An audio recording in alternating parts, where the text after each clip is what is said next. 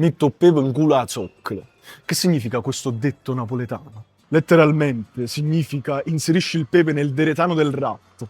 E significa mettere zizzania, istigare e provocare qualcuno per farlo reagire male, oppure alimentare una lite invece di calmarla, invece di mettere la pace. A zoccole è il ratto di fogna e proprio dietro questo detto c'è una storia bellissima.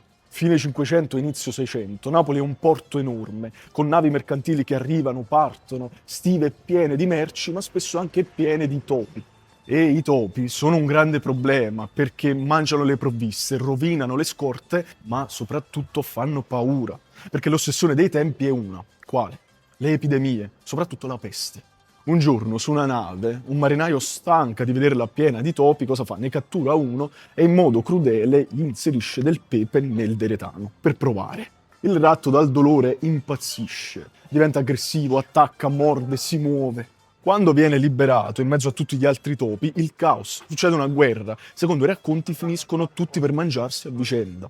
Finalmente, secondo il racconto, la nave si libera dai topi, ma è una leggenda. Non è davvero un metodo utile, ma funziona come metafora per raccontarci qualcosa. Se qualcuno è già nervoso e gli mette addosso altra cattiveria, il pepe, succede la fine. Oppure in un litigio, quando c'è una persona un po' più alterata, si dice non gli ammetterò pepe in culo a zoccolo, oppure finisce male.